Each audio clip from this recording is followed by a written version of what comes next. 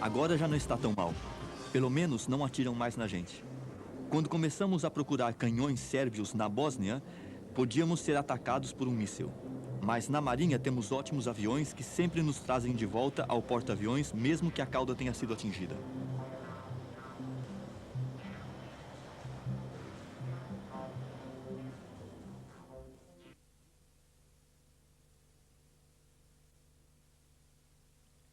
Tudo sobre aviões de combate. A aeronaval francesa.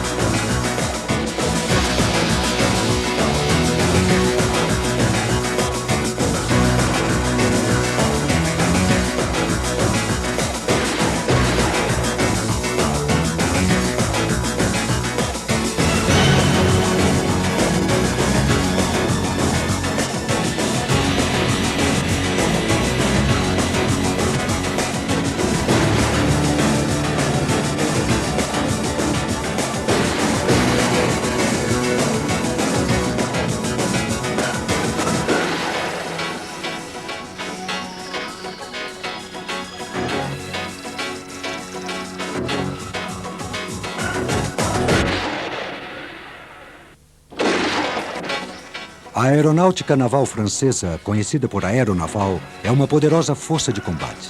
Realiza um grande número de missões com quase 350 aviões, desde caças e aviões de combate embarcados até aviões de patrulha marítima com base em terra e helicópteros embarcados. Nos conflitos de verdade e em muitas ocasiões, a aeronaval demonstrou sua eficiência defendendo os interesses da França e dos seus aliados. Desde as operações realizadas na antiga Iugoslávia até a proteção no Djibouti, a Força Aérea Francesa conquistou um papel de destaque na defesa da paz. Porém, sem a ajuda dos seus extraordinários porta-aviões, que têm um elevado custo de manutenção, este feito teria sido impossível. Com seu esquadrão aéreo de caças e aviões de combate, o porta-aviões leva o poder e a influência francesa a uma grande parte do mundo. A França é uma das 3 nações cujas frotas necessitam de um porta-aviões operacional. Ainda que realize uma ampla variedade de tarefas, a aeronaval tem 5 missões principais. Auxiliar a Marinha Francesa a proteger os mísseis nucleares da Força de Dissuasão Nuclear, embarcados em submarinos, manter uma capacidade de combate aeronaval na Europa, evitando a travessia marítima de um agressor e garantindo as rotas da Marinha Mercante, prestar ajuda e defender as zonas marítimas de exclusão comercial, facilitar o deslocamento imediato de uma força de intervenção aeronaval no exterior e, finalmente, realizar as missões de busca e de resgate. As forças de primeira linha têm sua base no porta-aviões. Cada um deles pode transportar até 39 aviões. Junto aos aviões com base em terra, formam um total de 16 esquadrões operacionais, ou flotilles, que contam com o apoio de 12 esquadrilhas. Os aviões são designados para aviação de patrulha marítima ou para aviação embarcada. Operando a partir dos navios, a aviação embarcada se encarrega de todas as operações aéreas com quaisquer aeronaves, desde os reatores supersônicos embarcados e aviões de combate nucleares, até os pequenos helicópteros antissubmarinos e de resgate. Dos 350 aviões da aeronaval, uns 200 são de primeira linha e 80 são aviões de combate embarcados, utilizados na defesa aérea e em missões de ataque e de reconhecimento.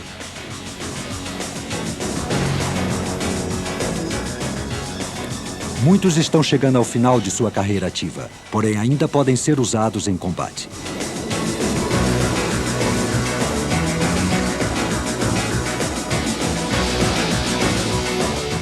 Atualmente, estes antigos aviões estão sendo substituídos pelo assombroso Dassault Rafale, possivelmente o caça multifuncional mais moderno que existe atualmente.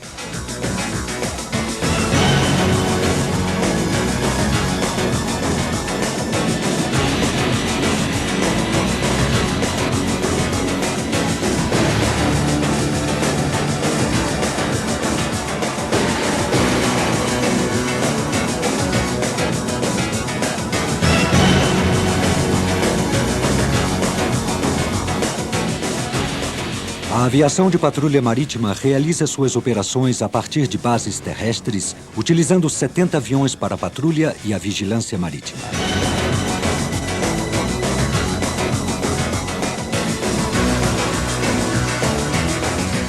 "90 helicópteros são usados para missões de guerra antissubmarina, transporte e outras tarefas. Apesar de todos terem suas bases em terra, muitos poderão ser deslocados por navios. Para funções secundárias, comunicações e transporte, estes helicópteros recebem o apoio de 90 aviões. As operações da aeronaval se realizam a partir de 2 porta-aviões ou até de navios maiores ou menores que as fragatas e também de 5 BAN, bases aeronáuticas navais, na França. Estas bases se localizam em Landivisiau, Lambioué, Hyères, Lanvéoc-Poulmic e Nîmes-Garons.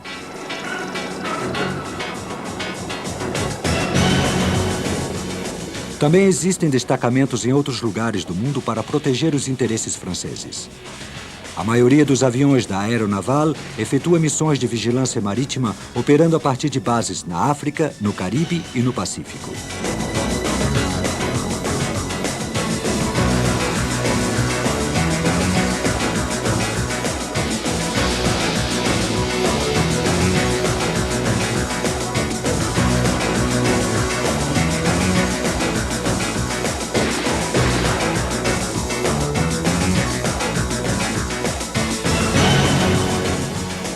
Como as operações para a defesa dos interesses da França podem ocorrer a qualquer momento e em qualquer lugar do mundo, a aeronaval deve estar pronta para entrar em ação.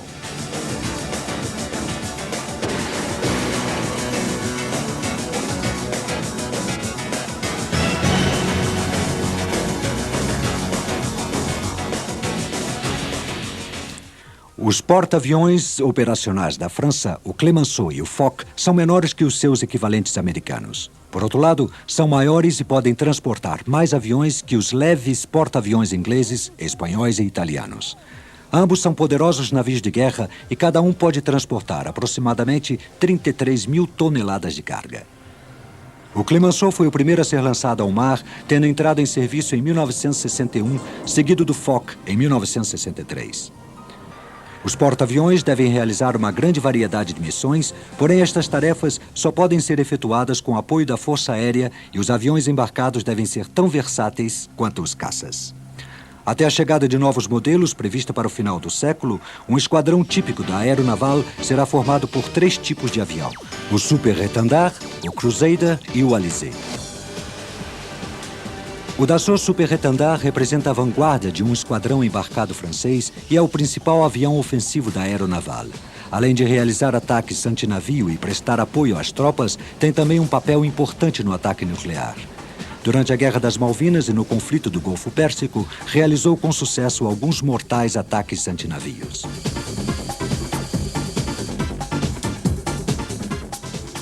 O Super-Étendard, na realidade, é uma versão aperfeiçoada do Étendard 4, um caça embarcado dos anos 60.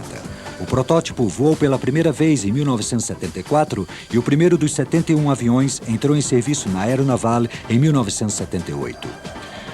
O Super-Étendard introduzia algumas mudanças, sendo a mais significativa o seu novo radar multifuncional AGAV, cuja capacidade ar-ar permitia que o avião tomasse parte da responsabilidade de defender o porta-aviões. Na sua função ar-ar, o AGAV pode localizar caças a 20 quilômetros e também pode detectar navios do tamanho de uma lancha de patrulha a 40 quilômetros. Este novo radar é equipado com uma aviônica mais avançada do que a do seu antecessor, o Étendard 4, que oferece melhor capacidade de navegação, combate e sistema de armamento. Desde o princípio, o Super-Étendard estava destinado a complementar o Crusader como interceptor e substituir ao Étendard 4 nos ataques antinavio e nos ataques de superfície. Capaz de transportar 2 toneladas de armamento, o Super-Étendard é mais leve que os aviões modernos, porém supera suas deficiências com uma grande versatilidade. A principal arma antinavio do Super-Étendard é o mortífero míssil antinavio Exocet, já comprovado em combate. As armas de ataque tático e apoio às tropas incluem foguetes SNEB de 60 mm, bombas de queda livre e a arma nuclear tática AN-52. Graças ao tanque debaixo da fuselagem, o Super Étendard também pode reabastecer outros aviões em voo.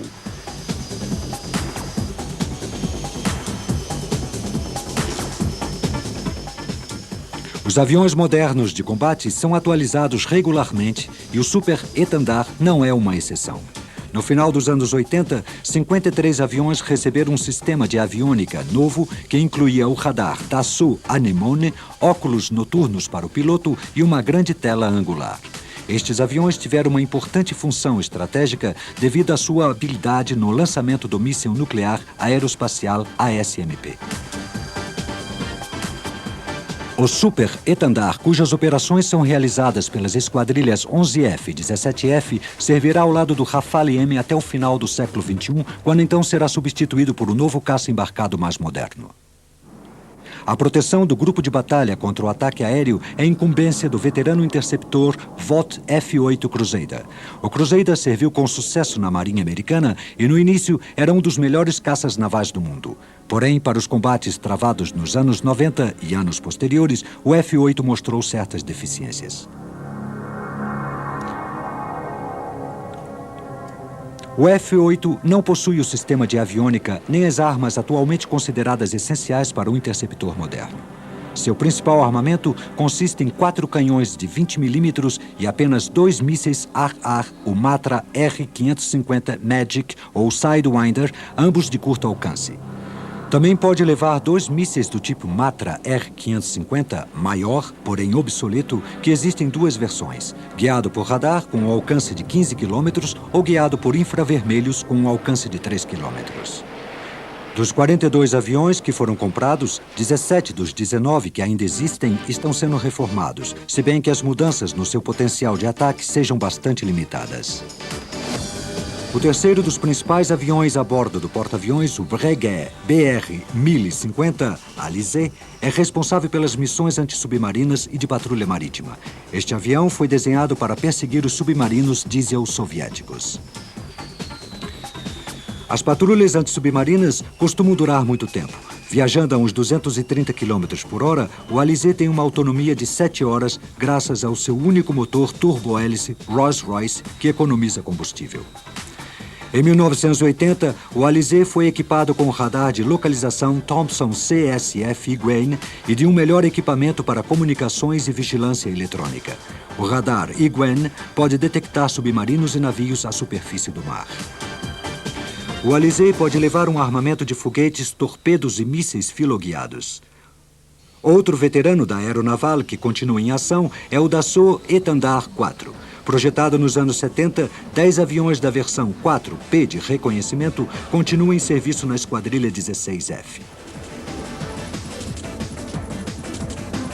Os Étendard 4P recentemente entraram em ação na antiga República da Iugoslávia, onde demonstraram sua capacidade para voltar ao porta-aviões, mesmo estando bastante danificados.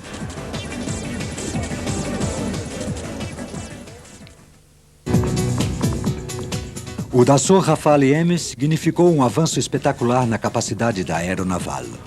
Originalmente conhecido como Avião de Combate Marítimo ACM, este avião voou pela primeira vez como protótipo em 1991. O Rafale M é a versão naval de um dos aviões de combate mais modernos do mundo, o Rafale C. A versão M será a principal máquina de guerra aérea francesa no início do próximo século.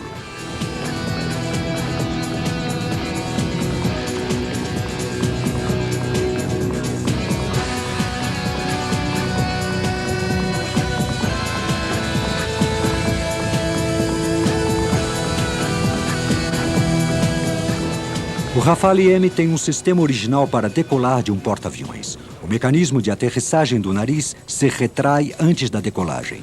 No final da pista de catapultagem, o mecanismo se estende, levantando o nariz até o ar para dar automaticamente ao avião um ângulo de ataque e gerar força máxima de sustentação depois da decolagem. O Rafale foi experimentado na coberta de um porta-aviões na base de provas da Marinha Americana em Lakehurst, Nova Jersey, e em Patuxent River, no estado de Maryland. Posteriormente, superou todas as provas a bordo do Foch em 1993. Para ter o Rafale M o mais rápido possível, o primeiro grupo de 20 aviões terá uma capacidade mais reduzida. Os próximos aviões já serão dotados de equipamento completo, incluindo avançadas contramedidas eletrônicas, radar, sistemas optométricos, visores montados nos capacetes do piloto e mísseis ASMP.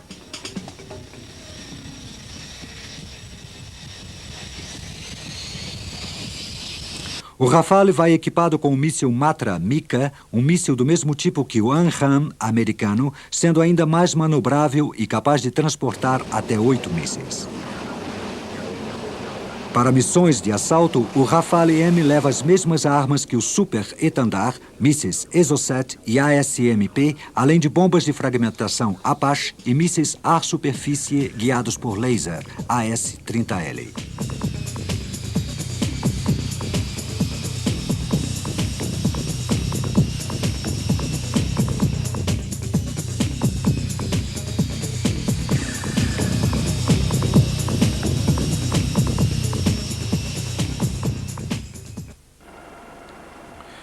A idade dos dois porta-aviões começa a ser um problema, mas agora, no final do século, contarão com a adesão do Charles de Gaulle, de 35 mil toneladas, e que em breve será lançado ao mar.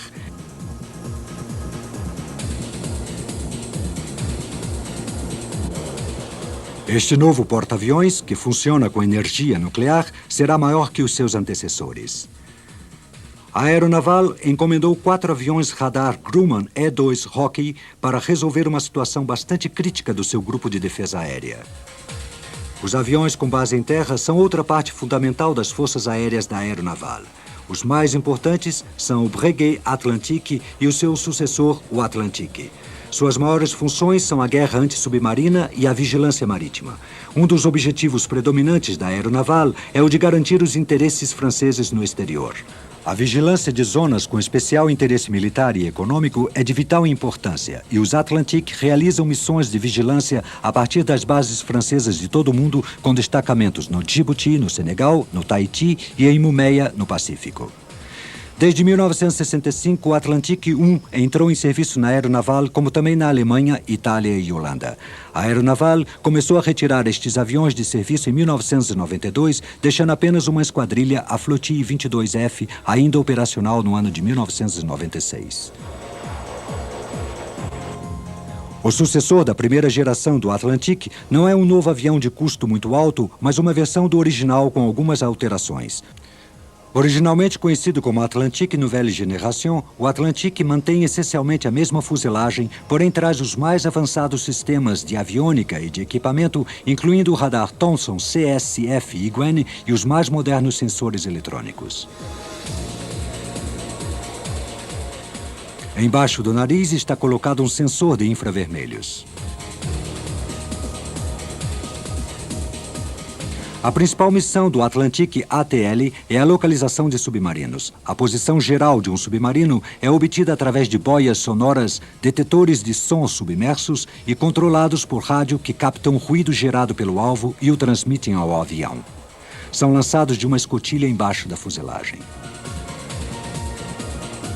O detector de anomalias magnéticas Creuset tem como função descobrir a posição exata do submarino. Ele está colocado na cauda do avião e capta as alterações do campo magnético da Terra provocadas pela presença de uma grande massa metálica, como, por exemplo, a de um submarino. Debaixo das asas e num grande compartimento interior, ele leva 6 toneladas de armamento, que inclui bombas, cargas de profundidade, torpedos leves, como o avançado Muirene, e minas. Outra função básica do Atlantique é a vigilância marítima dos navios de superfície. Um sensor de infravermelhos na torreta do nariz é eficiente para detectá-los durante a noite.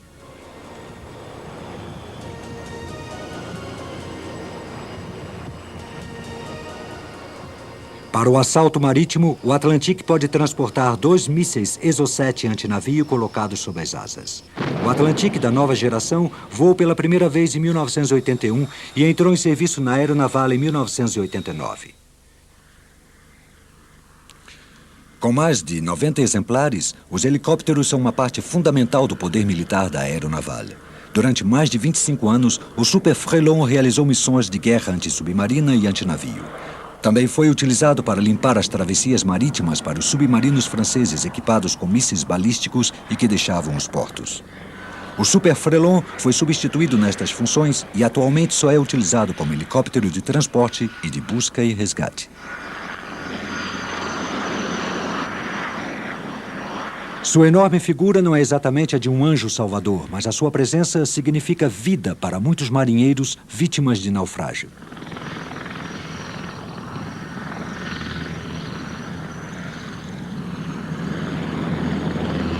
Este helicóptero realiza missões tão variadas como a de transporte e carga até os navios ou de grupos de assalto navais, podendo levar até 28 soldados totalmente equipados.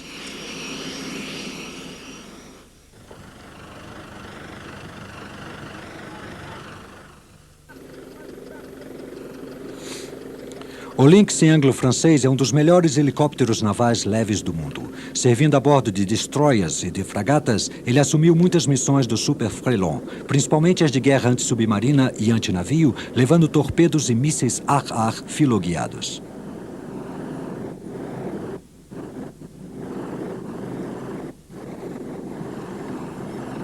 O seu equipamento inclui um radar de localização e um sonar de submersão para escutar os submarinos. Opera com frequência junto a outros helicópteros, como, por exemplo, o Atlantique.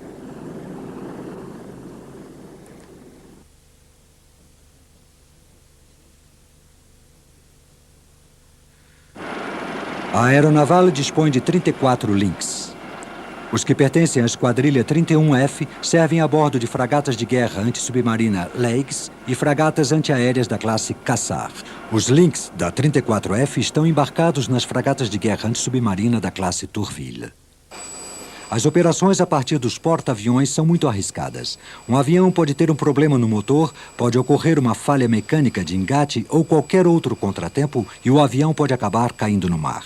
Nestas circunstâncias, o piloto deve ser resgatado o mais rápido possível.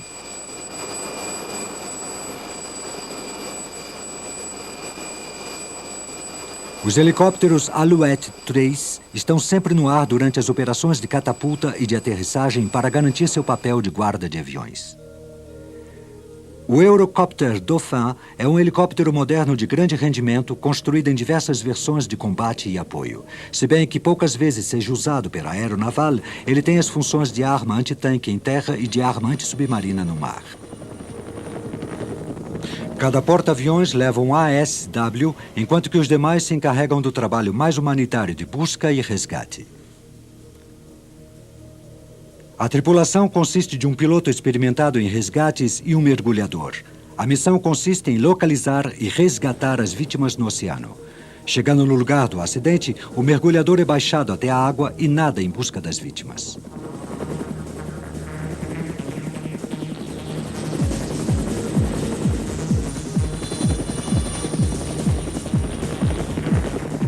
Agarra o sobrevivente e ambos são alçados até o helicóptero, sendo transportados rapidamente a um lugar seguro.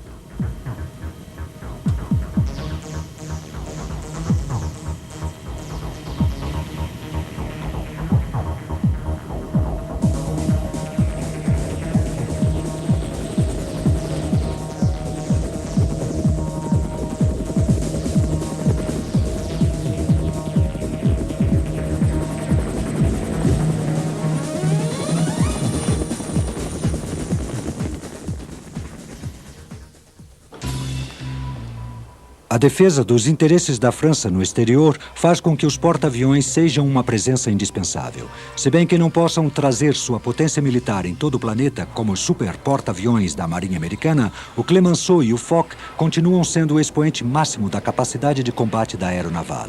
Mas, por incrível que pareça, depois de terminar a Guerra Fria e com a nova ordem mundial, estes dois porta-aviões passaram a ser mais requisitados. Os porta-aviões franceses entraram em combate e atuaram no Mediterrâneo, no Oriente Médio e na África. Em 1974 e em 1977, a aeronaval protegeu a independência de Djibouti e dos países vizinhos. No início dos anos 80, os porta-aviões estiveram estacionados nas costas do Líbano, onde acontecia uma guerra civil. Durante a Operação Mirmillon de 1984, os porta-aviões franceses entraram em combate com a Líbia. Não tendo um outro avião mais apropriado, os Atlantique realizaram missões de reconhecimento durante a intervenção francesa no Chad em meados dos anos 80. Durante a guerra entre Irã e Iraque no Golfo Pérsico, nos anos 80, a aeronaval francesa protegeu sua marinha mercante de ataques marítimos. Durante a Operação Tempestade do Deserto, os porta-aviões se limitaram a missões de transporte, porém tiveram um papel mais ativo no apoio às forças de paz da ONU na antiga Iugoslávia. Nos conflitos limitados, como por exemplo da antiga República da Iugoslávia, o grupo de batalha de um porta-aviões pode desempenhar uma grande variedade de funções graças à sua capacidade para controlar o espaço aéreo e marítimo num raio superior aos 200 quilômetros. Como parte da Força de Paz nos Balcãs, usaram seus aviões de reconhecimento para vigiar a região em conflito. Outras tarefas incluíam um reforço ao bloqueio marítimo e o controle das zonas de exclusão aérea.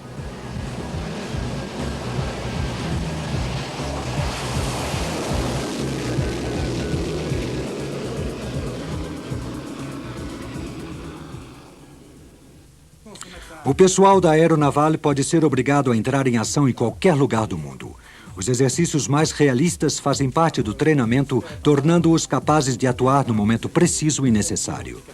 Um exercício de treinamento típico pode ser o seguinte: em um pequeno estado da costa africana, há uma crise política com reféns. Entre os prisioneiros se encontram alguns cidadãos franceses. A única forma de resgatá-los é realizar um ataque relâmpago pelo mar. A bordo do porta-aviões, os pilotos recebem instruções sobre horários, velocidade e altitude, alvos e possível resistência inimiga. Enquanto isso, os técnicos planejam a forma mais eficaz para reabastecer, armar e decolar os aviões. Pour l'attaque, nous garderons la même formation que la formation de transit, c'est-à-dire les avions en formation de surveillance, deux sections espacées de 1500 mètres environ. On fera une attaque directe, attaque donc cabré piqué, type classique, avec un cabré à 4 pieds. On passe sur le dos à 4 pieds. Demi-tonneau dans le piquet, 20 degrés de piquet, tir et dégagement aussitôt. Le retour se fera par patrouille, 4 avions. Os técnicos de armamento equipam os aviões com bombas de 250 quilos e armam os canhões.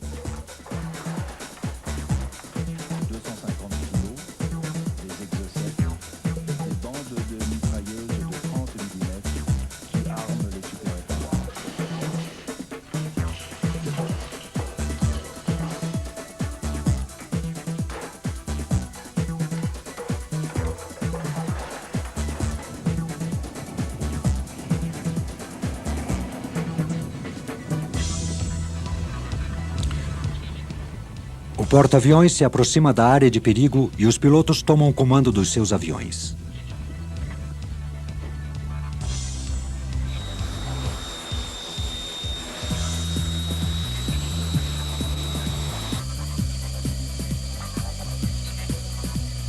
Quando a autorização final é dada, tem início a frenética operação de catapultar todos os aviões.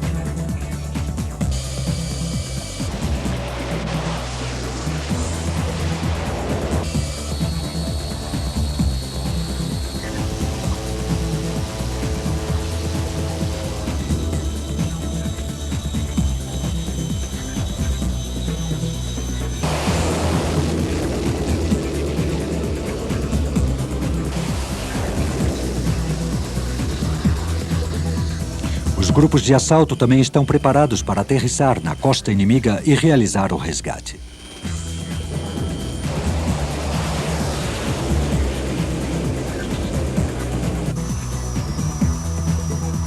O esquadrão se dirige para o alvo na área de combate. Os prisioneiros estão numa fortificação perto da costa e, portanto, o reabastecimento em voo não será necessário.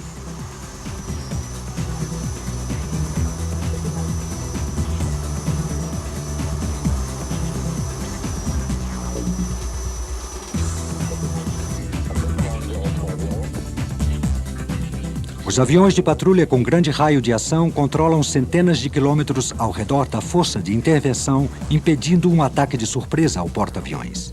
Os helicópteros que transportam as tropas de assalto baixam a pouca altitude para evitar os radares inimigos.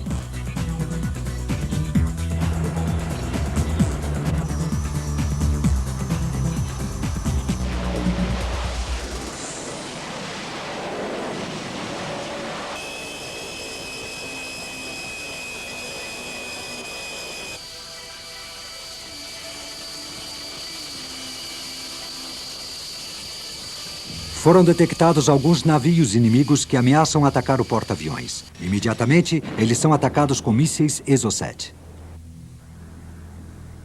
As patrulhas de guerra submarinas detectam um submarino inimigo e realizam um ataque com cargas de profundidade, obrigando-o a subir para a superfície, onde serão mais vulneráveis. Enquanto isso, a força de assalto e sua escolta continuam avançando.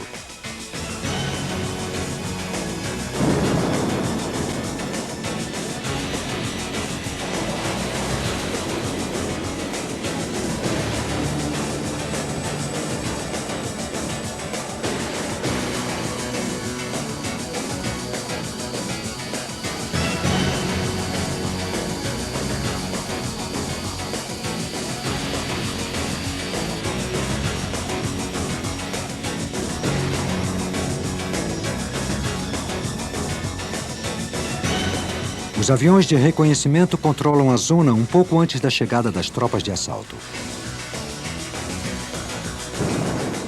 Surgem mais navios inimigos cujos radares estão em funcionamento. Contra eles, são lançados mísseis Exocet do ar e da superfície.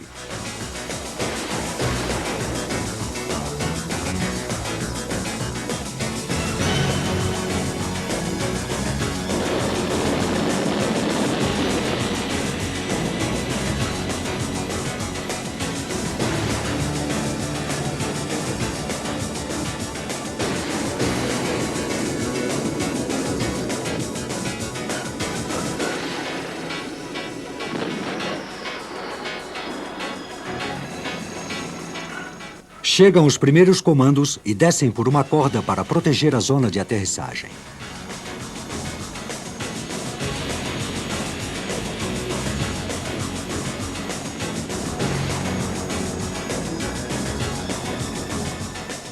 Com a zona desimpedida, os helicópteros já podem aterrissar.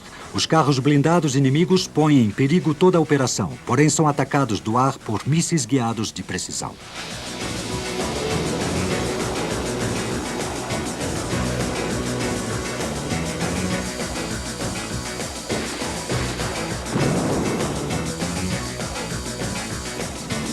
Neste momento, a marinha inimiga ataca com todas as suas forças, mas é bombardeada com novos mísseis Exocet.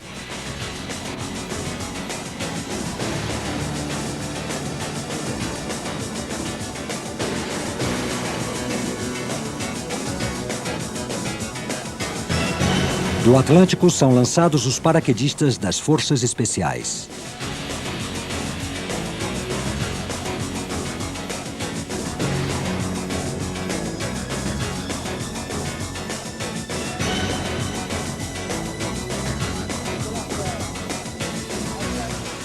O grupo de assalto se encontra sob o fogo inimigo e pede apoio aéreo imediato ao Super-Étendard.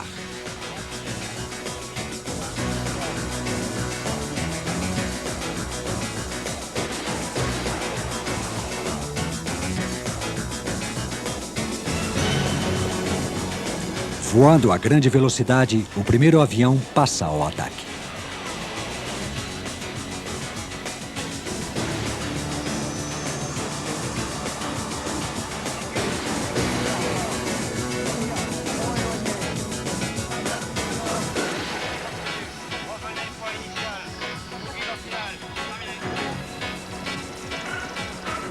As tropas terrestres transmitem correções para que o ataque principal tenha uma precisão ainda maior.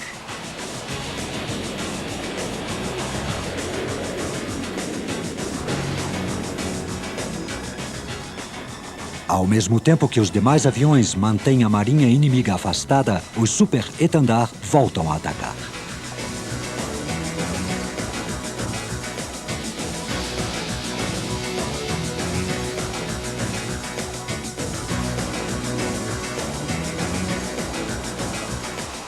Com uma precisão mortífera, eles acabam com o fogo inimigo, permitindo que os comandos possam partir com os reféns resgatados.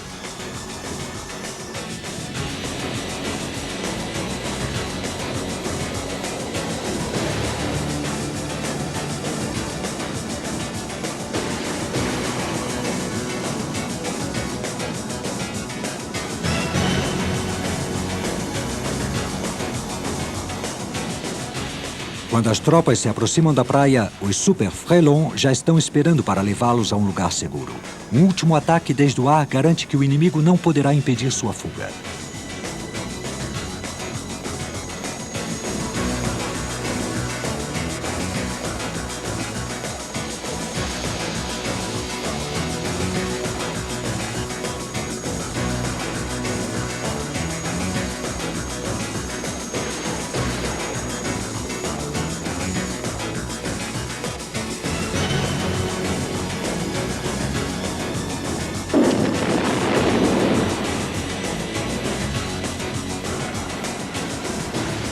Missão cumprida. Os reféns estão a salvo e os comandos regressam ao porta-aviões.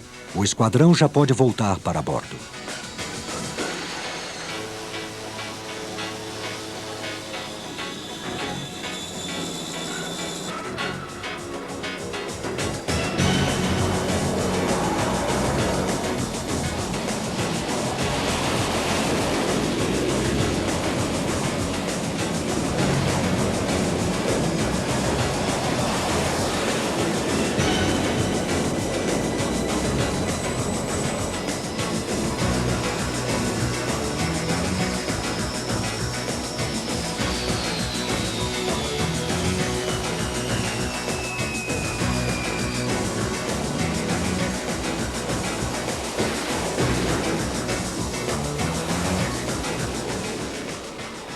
Para muitos pilotos, a aterrissagem é o momento mais complicado de toda a operação. Fixar o engate na coberta de um porta-aviões em movimento não é nada fácil. Depois de uma missão de combate, o cansaço e a adrenalina dificultam ainda mais as coisas. Não é nada raro que alguns pilotos fracassem na primeira tentativa.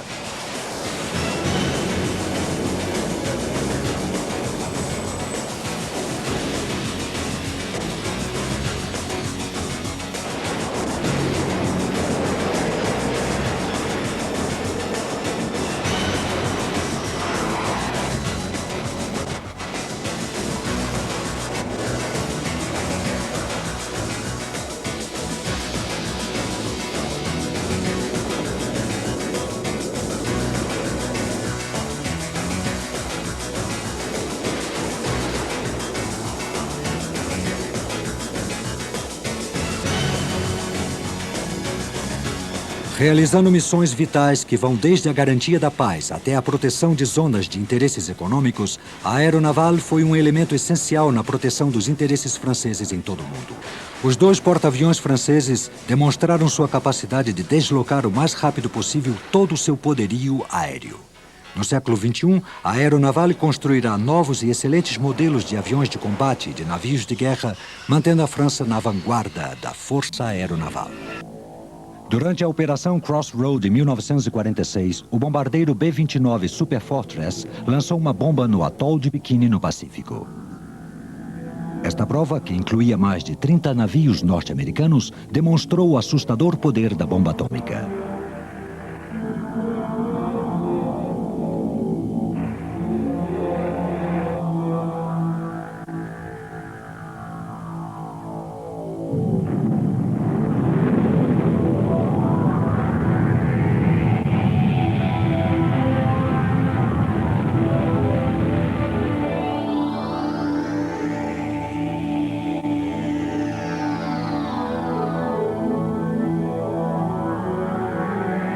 Tudo sobre aviões de combate. Os bombardeiros estratégicos dos Estados Unidos.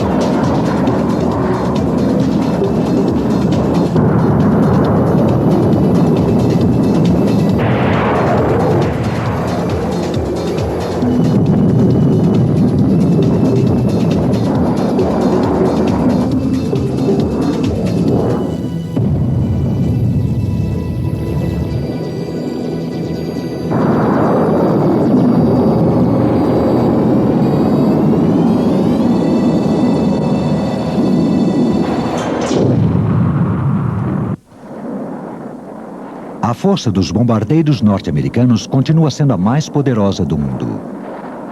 Os bombardeiros do Comando Estratégico do Ar, o SAC, da Força Aérea Norte-Americana, garantiram a paz por mais de 45 anos. O lema dos seus pilotos era "A paz é nossa profissão", e preservaram a paz decolando o Big Stick, a ameaça de uma represália nuclear.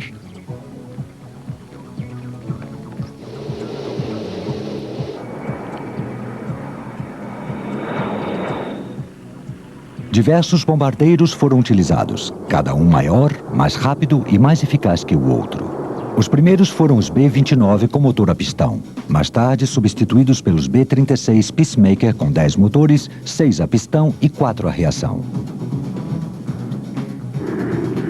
Os B-47 Stratojet quase alcançaram velocidade supersônica, anunciando o início da era dos jatos. Seus substitutos, os B-52 Stratofortress, com 8 reatores, eram equipados com mísseis nucleares.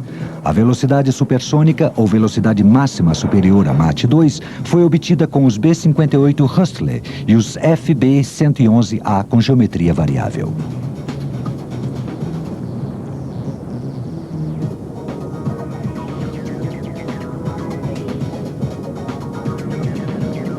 No entanto, os bombardeiros eram apenas uma parte da história. O SAC também se ocupava dos mísseis balísticos intercontinentais dos Estados Unidos, dos mísseis Atlas, Thor e Titan II ao moderno Minuteman. O mais recente é o MX Peacekeeper, capaz de atacar múltiplos alvos com grande precisão. A Força Estratégica Norte-Americana é composta hoje por 3 bombardeiros: o veterano B-52 Stratofortress, o supersônico B-1B Lancer e o B-2 Spirit, o bombardeiro invisível. Eles foram projetados para uma missão: transportar a dissuasão nuclear norte-americana.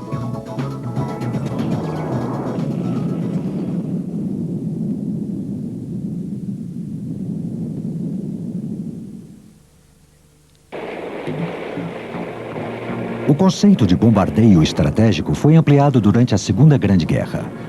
No panorama europeu, 1000 unidades de bombardeiros Flying Fortress e Liberator do Corpo Aéreo do Exército Americano bombardearam o Terceiro Reich.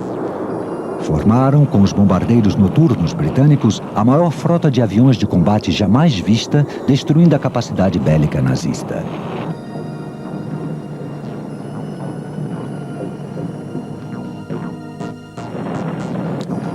A campanha das Ilhas do Pacífico permitiu que os B-29 Super Fortress chegassem ao Japão.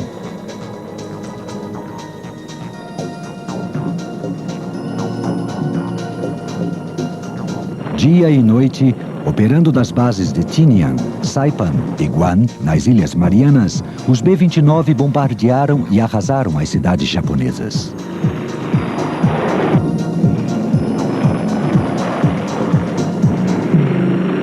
O Super Fortress era o avião mais avançado da Segunda Grande Guerra. Junto aos B-29, a Força Aérea do Exército contava com um bombardeiro que podia transportar por longas distâncias uma carga em bombas capaz de produzir resultados significativos.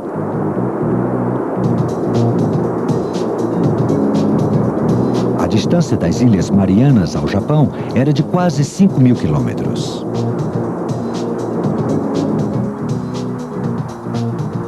Em área japonesa, os navegadores do B-29 utilizavam o Monte Fuji como referência para confirmar sua posição. As armas do Super Fortress, 10 metralhadoras que deram nome ao avião, abateram inúmeros caças da defesa aérea japonesa.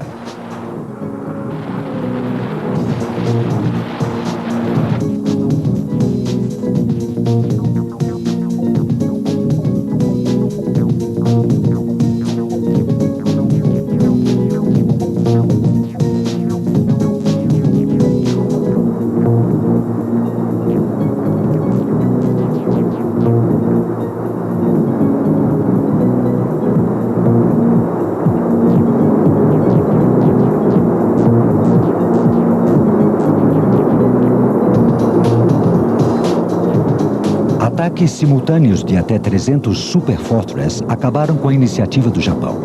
Entre as principais cidades industriais atacadas estavam Tóquio, Nagoya, Osaka, Kobe, Yokohama e Kawasaki, e mais 60 zonas urbanas menores.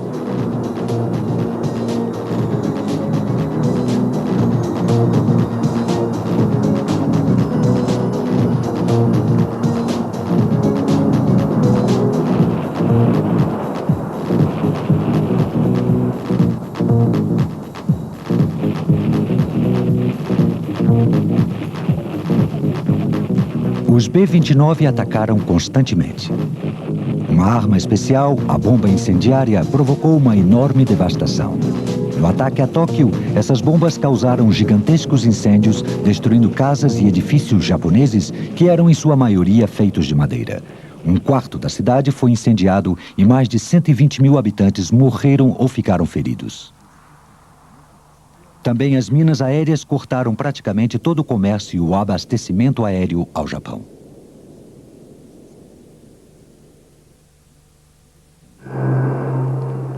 Mas os Estados Unidos tinham ainda uma arma secreta que acabaria de imediato com a guerra. No dia 6 de agosto de 1945, o B-29, apelidado Enola Gay, lançou a primeira bomba atômica no litoral de Hiroshima. A bomba Little Boy, com a força de 20.000 toneladas em explosivos, riscou a cidade do mapa. Calcula-se que 130.000 pessoas morreram instantaneamente. Posteriormente, o número de mortos aumentaria pelas doenças provocadas pela radiação. O Japão vacilou, mas não se rendeu. 3 dias depois, uma segunda bomba chamada Fat Man, lançada pelo B-29 Boxcar sobre Nagasaki, provocou um segundo cogumelo atômico. 5 dias depois, com a rendição do Japão, terminava a Segunda Guerra.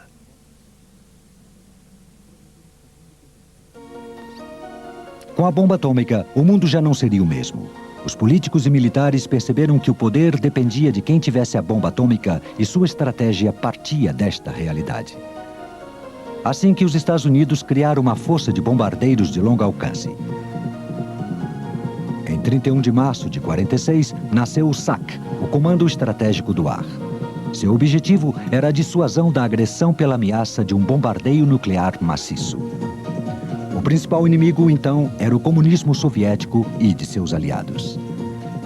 As relações leste-oeste deterioraram-se tanto que a aliança dos tempos da guerra rompeu-se, abrindo caminho para o período hostil conhecido como Guerra Fria. Uma das primeiras confrontações foi o bloqueio da capital alemã, Berlim, pelas forças soviéticas. Os aliados organizaram uma ponte aérea para abastecer a cidade. A Força Aérea também enviou um grupo de B-29 à Europa para desestimular uma nova afronta soviética. A liderança americana quanto às armas nucleares durou pouco. Passados 4 anos da Segunda Grande Guerra, a União Soviética realizou sua primeira explosão atômica. Nesse mesmo ano, eclodiria a Revolução Comunista na China. Os Estados Unidos tinham, então, 2 inimigos, grandes e distantes. A força dos B-29 apresentava deficiências de velocidade a máxima altitude e de autonomia na maior parte das suas aeronaves. Assim que a Boeing projetou a versão aperfeiçoada do B-29, o B-50. Faltava um bombardeiro que pudesse alcançar alvos em qualquer lugar da União Soviética com uma única bomba nuclear. A capacidade de transportar grandes cargas a distâncias intercontinentais exigia que o novo bombardeiro tivesse grandes dimensões. O SAC encontraria isso num avião projetado para bombardear dos Estados Unidos à Alemanha. Não houve em toda a história um bombardeiro tão impressionante como o Convair B-36 Peacemaker. Com peso de decolagem de 185 toneladas, o B-36 era maior que qualquer outro bombardeiro e é ainda o maior avião de guerra em operação. O comprimento das asas, superior a 70 metros, era maior que a distância voada pelos irmãos Wright no primeiro voo a motor em 1903. Era impulsionado por 6 gigantescos motores a pistão situados nas asas. Mais tarde, o B-36 aumentaria esta potência com 2 motores gêmeos à reação, num total de 10 motores, 6 a hélice e 4 a combustão. Os B-36 necessitavam toda a potência possível para voar. Seus 50 metros de fuselagem deu-lhe o apelido de Big Stick.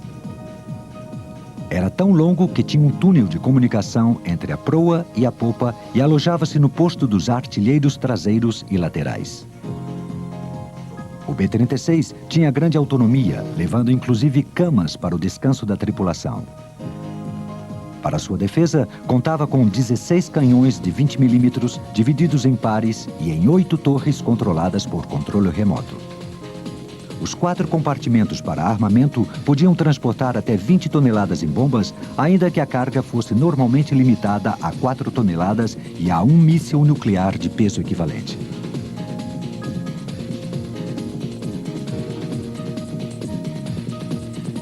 Os primeiros Peacemaker serviram na esquadrilha de bombardeiros do SAC em 48. Depois, foram acrescentados outros 400 exemplares. Em 59, equipavam 11 esquadrilhas do SAC ou do reconhecimento estratégico. Os B-36 lançaram a primeira bomba americana de hidrogênio, uma arma com maior poder destrutivo que a bomba atômica.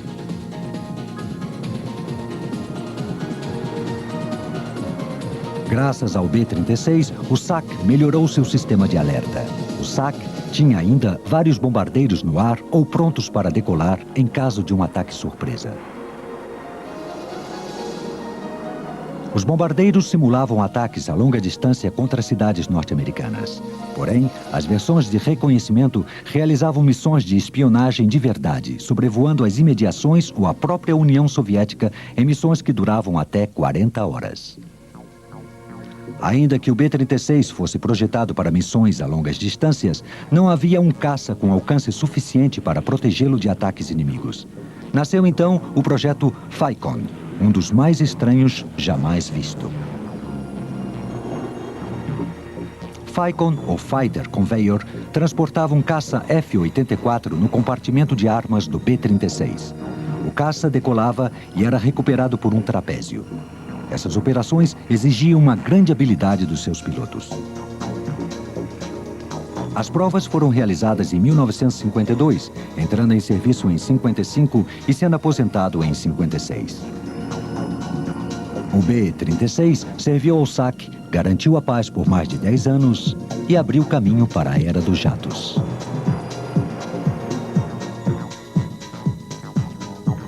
Como seu antecessor, o B-29, o B-47 Stratojet representou um grande avanço. O Stratojet, que realizou seu primeiro voo em dezembro de 47, foi o primeiro bombardeiro a reação com asas em flecha. Seu rendimento combinava uma longa autonomia e um armamento útil com uma velocidade de um caça à reação.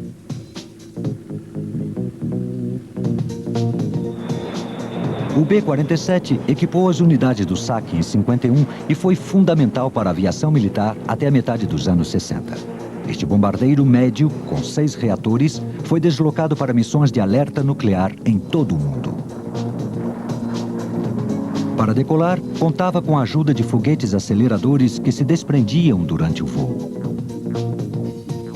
Foram produzidos 2.300 B-47, que equiparam 36 esquadrilhas operacionais do SAC. Seu desenho dava-lhes grande versatilidade, realizando missões de bombardeio, reconhecimento e guerra eletrônica.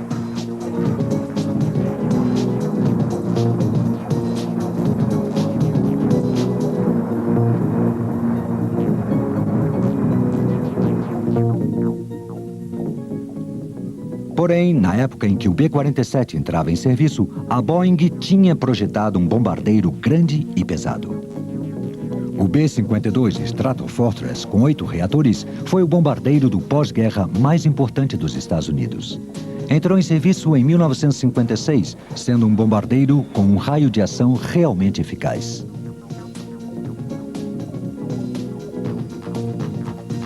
Como bombardeiro estratégico, suas principais armas eram as bombas termonucleares de queda livre. Esta é a MK-15, chamada Zombie. Em maio de 56, esta bomba foi lançada durante a Operação Red Wing sobre uma das ilhas do atol de Bikini, no Pacífico. Ainda maior era a MK-17, com uma ogiva de 25 megatons, 1000 vezes mais potente que a Little Boy, lançada em Hiroshima, tornando-se o explosivo mais poderoso jamais inventado. Os disciplinados aviadores do SAC estavam em alerta, sempre prontos para decolar com seus bombardeiros nucleares. Sua capacidade era comprovada nos exercícios MITO, ou um mínimo intervalo de tempo para decolagem. O solo tremia e o ar enchia-se da negra fumaça dos reatores hidráulicos dos B-52.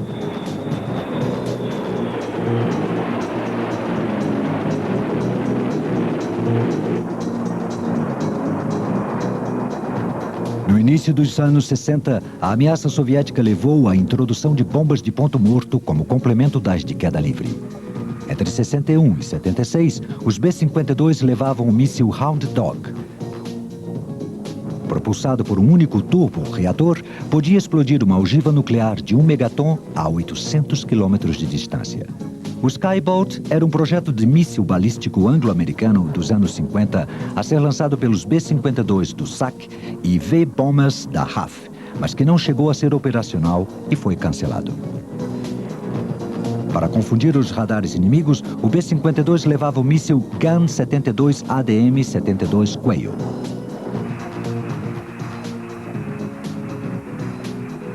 Os bombardeiros do SAC participavam por fim da guerra. Não se tratava mais de lançar bombas sobre a União Soviética, mas de realizar uma campanha convencional no Sudeste Asiático.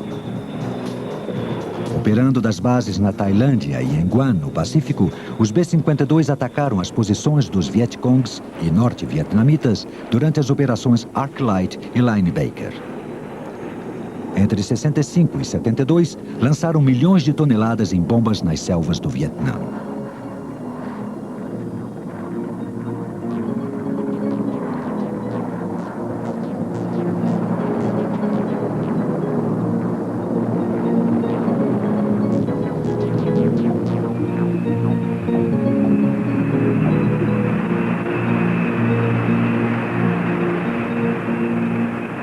Quando o B-52 foi substituído pelo Stratojet como principal bombardeiro, outro avião passava a era supersônica.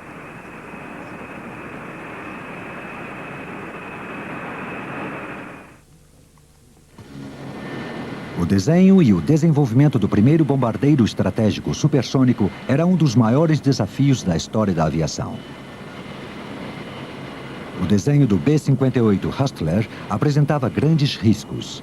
Sob as estreitas asas em delta, haviam 4 suportes que abrigavam o motor à reação. Não tinha compartimento para bombas, e suas armas nucleares e seu combustível eram transportados numa estrutura sob a fuselagem. Voou pela primeira vez em novembro de 56 e teve grande sucesso ao entrar em serviço em 1960. Apesar do barulho, da complexidade e do consumo excessivo, os Hustlers tinham um grande desempenho e velocidade máxima superior a Mach 2. Para demonstrar sua incrível capacidade, a primeira esquadrilha do SAC estabeleceu 19 recordes mundiais de velocidade, altitude e capacidade de carga útil a grande altitude. Foram realizados voos supersônicos dentro dos Estados Unidos e também entre Londres, Paris e Tóquio. No voo entre Londres e Tóquio, em outubro de 63, teve uma velocidade média de 1.500 km por hora. Sua complexidade tornava-o muito caro. Por isso, foram construídos apenas 116 desses aviões, sendo que em 1970 foram aposentados.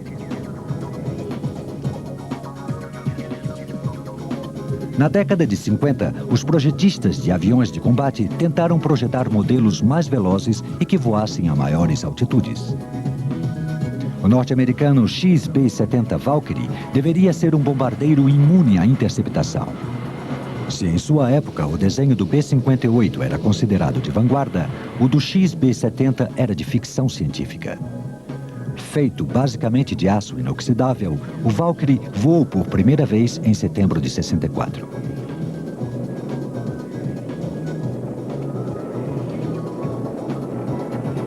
Com desenho delta em canar e duas caudas gêmeas, era considerado o mais poderoso avião de combate. Se o Hustler podia dobrar a velocidade do som, os 6 motores do Valkyrie o permitiam voar a Mach 3 em altitudes que os caças soviéticos nunca poderiam alcançar. Para uma maior estabilidade a grandes velocidades, as pontas das asas se dobravam para baixo.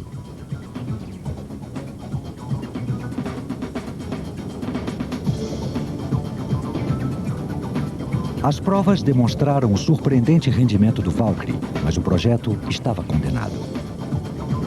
Os avançados mísseis superfície-ar soviéticos mudaram o conceito de bombardeio a grande altitude e foi necessário utilizar uma nova tática. O alto custo de reforço da sua armadura para suportar a pressão de voo a baixa altitude era proibitivo. Finalmente, em 1966, um dos protótipos do Valkyrie foi destruído num voo de provas ao chocar-se com um pequeno avião. O projeto, astronomicamente caro, foi então suspenso.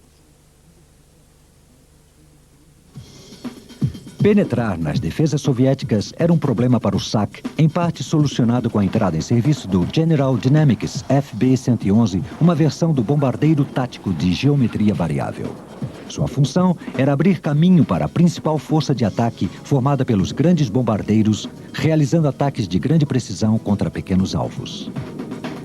O FB-111 era equipado com bombas nucleares de queda livre ou com até 6 mísseis de ataque nuclear SRAM.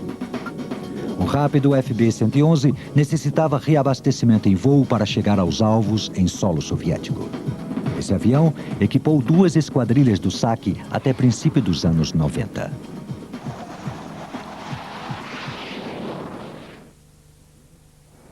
Foram várias tentativas fracassadas para substituir o B-52, que, no entanto, continuou servindo no SAC com novos sistemas e armamentos de ataque, navegação e defesa. Um sensor eletroóptico de TV e um FLIR foram montados em 2 compartimentos sob a cabine.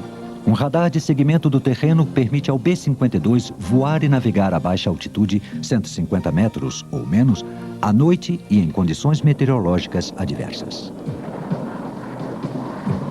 O B-52 estava projetado para atacar automaticamente a baixa altitude.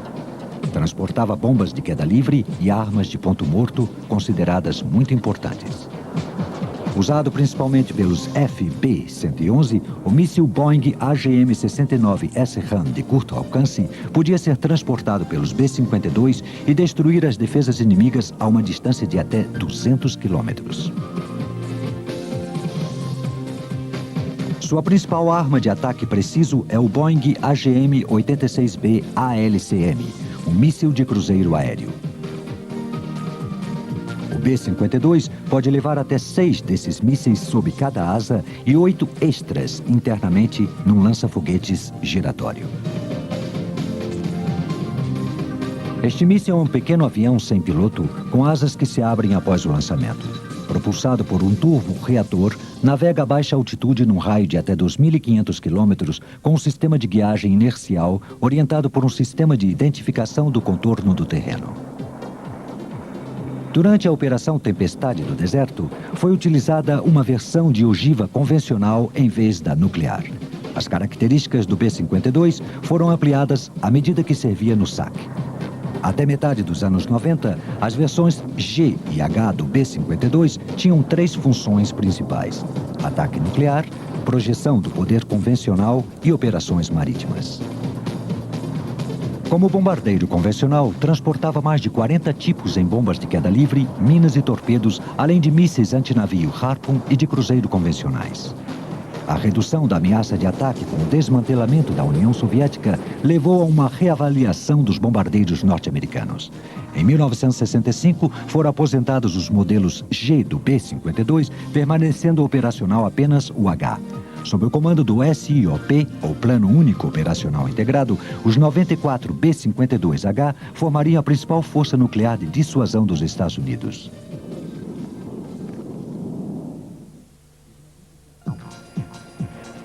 O esforço em substituir o B-52 começou nos anos 60 e personificou-se no Rockwell B-1, cujo desenvolvimento foi longo e problemático. O B-1A, com geometria variável, voou pela primeira vez em 1974. Foi desenhado como atacante nuclear a grande altitude, capaz de alcançar a velocidade Mach 2, porém teria sido um fracasso se consideradas as modernas defesas de mísseis. O B-1A deveria penetrar as defesas soviéticas a grande velocidade e baixa altitude, interferindo nos radares inimigos com seus sistemas de defesa e de contramedidas eletrônicas. Porém, seu alto custo cancelou o projeto em 1977. O presidente Carter ordenou que se limitasse o desenvolvimento dos 4 protótipos existentes. Durante os testes, o B-1A provou ser um avião impressionante pela velocidade e capacidade de acompanhamento do terreno do FB-111A, além da capacidade de carga e de um raio de ação semelhante ao do B-52.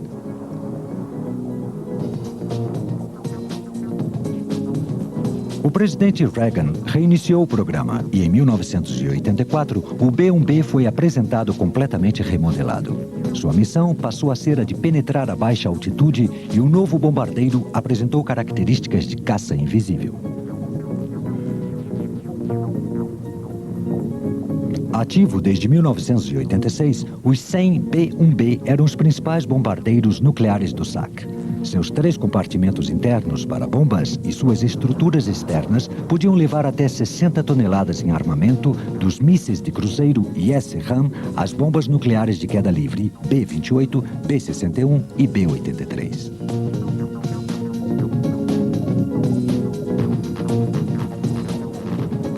Com o desmantelamento da União Soviética, o B-1 foi revalorizado.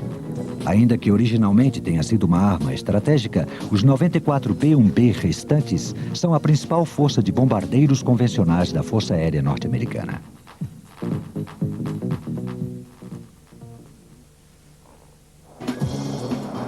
Sem apresentar semelhanças com outro avião, o B-2, sendo invisível aos radares, foi a tentativa de produzir um bombardeiro estratégico que evitasse as defesas inimigas. Os detalhes do seu projeto secreto foram apresentados em 1989. Sua estrutura interna e forma curvilínea dissipam, desviam ou absorvem a energia do radar inimigo em vez de refleti-la. Depois da Segunda Guerra Mundial, a Northrop propôs ao SAC os projetos dos bombardeiros XB-35 e XB-49 sem sucesso. Cerca de 40 anos depois, os supercomputadores permitiram a realização desse projeto. Projetado em computador, o B-52 utiliza muitos materiais compostos. Esta tecnologia de vanguarda tinha um custo muito alto. Com um orçamento superior a $1 bilhão por avião, é considerado o avião de combate mais caro do mundo. O plano era construir 132 desses bombardeiros, mas sua quantidade foi reduzida a 20. Em meados de 1996, apenas 9 estavam ativos. Por ser indetectável, o B-52 é a bala de prata da Força Aérea Americana, sendo utilizado apenas contra alvos de grande prioridade.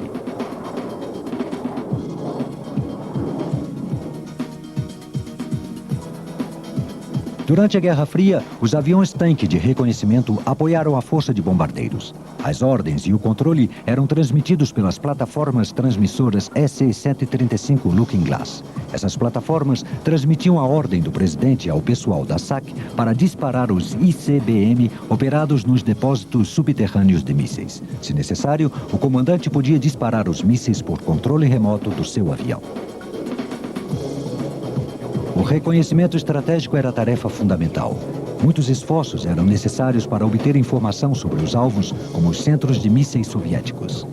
Como a capacidade militar soviética era praticamente desconhecida, os voos de reconhecimento foram determinantes para as missões. Os aviões mais utilizados na obtenção destes dados foram o Lockheed U-2 e o SR-71 Blackbird. Os Boeing RC-135, considerados espiões eletrônicos e de sinais, voavam próximo ao solo soviético, captando suas comunicações. Durante a Guerra Fria, as forças do leste e do ocidente estiveram em estado de alerta máximo em várias ocasiões, aproximando-se de uma guerra nuclear. Veremos o hipotético pesadelo final quando as forças do Armagedon foram desencadeadas.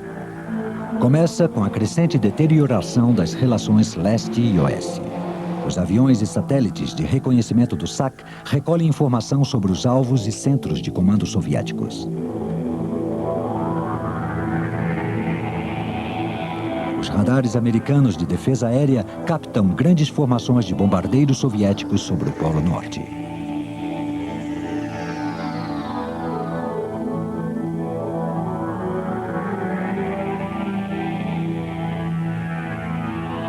Os bombardeiros ainda podem retirar-se, porém o fracasso das negociações deixa o mundo à beira do abismo de uma guerra nuclear.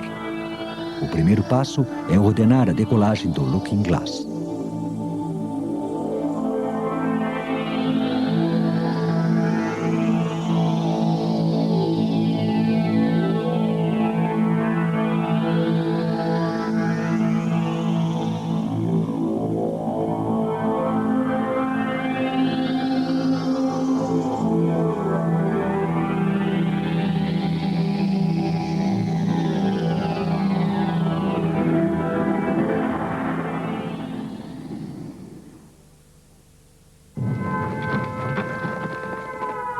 Nas bases americanas do SAC, as tripulações em estado de alerta constante recebem a ordem de decolar.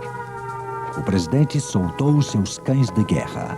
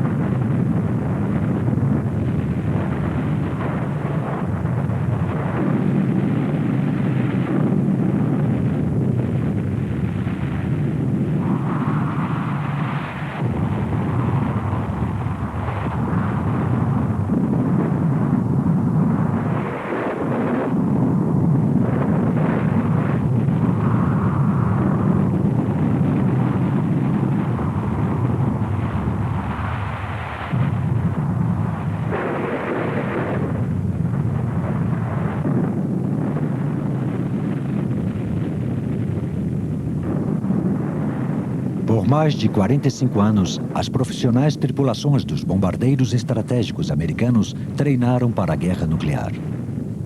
Felizmente, nunca realizaram essa missão.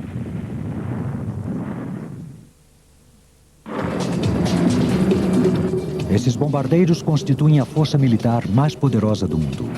Os bombardeiros, cada vez mais rápidos, complexos, eficazes e caros, garantiram a paz por mais de 4 décadas ao dissuadir seus agressores de uma ameaça nuclear maciça.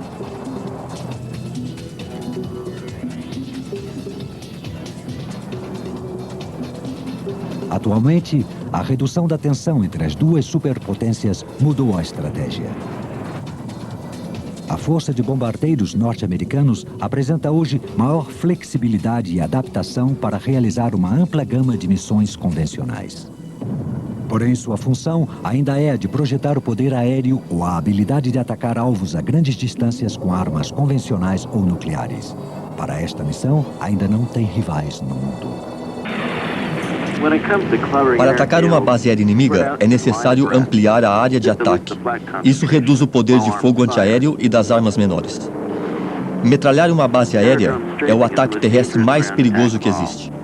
Todas as armas do lugar estão apontadas na sua direção. 50, 65, 100, quem sabe? Comparado com o risco da ação, o dano provocado é bem pequeno.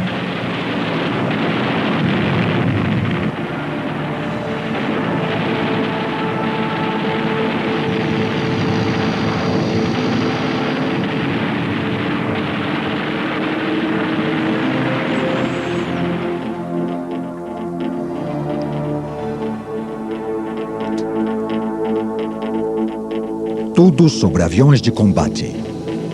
Os combates aéreos na Segunda Guerra Mundial.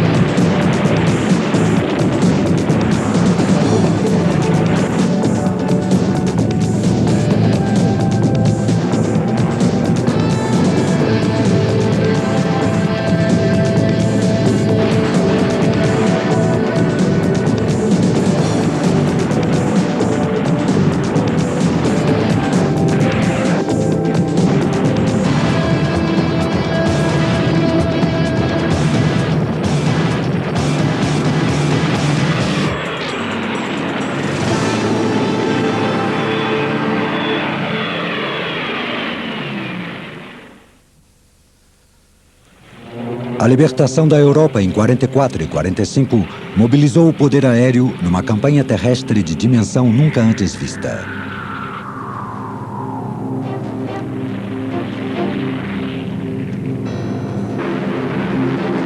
Desde o desembarque na Normandia em junho de 1944 ao ataque final ao coração da Alemanha em 45, as forças aliadas foram precedidas e apoiadas por uma campanha aérea de incrível eficiência. Apoiados pela superioridade aérea dos caças americanos e ingleses, os aviões de ataque terrestre aniquilaram as forças alemãs na França.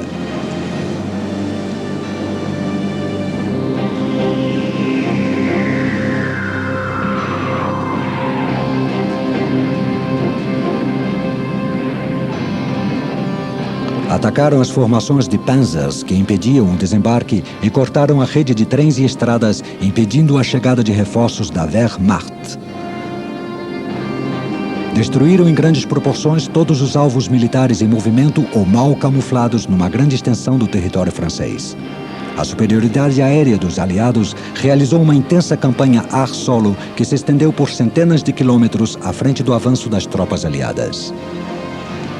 Ainda que muitos caças e bombardeiros tivessem como missão principal apoiar as tropas terrestres, muitos eram livres para cruzar os céus sobre o noroeste da Europa. Bombardearam, atacaram com foguetes e metralharam todos os alvos possíveis. Qualquer coisa que se movesse durante o dia era uma presa fácil, e para os alemães era quase impossível reforçar suas tropas no front. Enquanto os aliados avançavam para libertar a França e a Bélgica, as forças aéreas continuavam atacando com grande eficiência e destruindo o que ainda restava da Luftwaffe numa batalha que os alemães jamais poderiam ganhar. Com o apoio dos seus aviões de combate, os aliados realizaram um ataque final ao coração da Alemanha.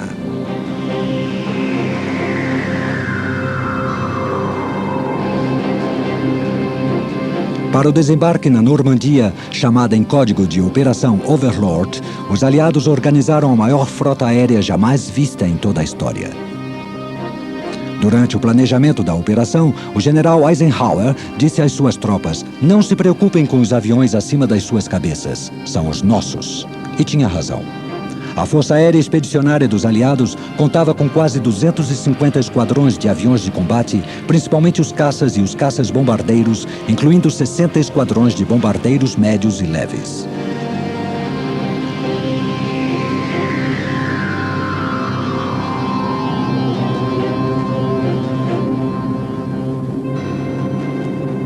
Esta força era apoiada por 70 esquadrões de aviões de transporte e uns 50 esquadrões de apoio suplementar. O apoio adicional por aviões de combate era proporcionado pela 8ª Força Aérea dos Estados Unidos e pelos caças e bombardeiros pesados do Comando de Bombardeiros da RAF, a Real Força Aérea Britânica.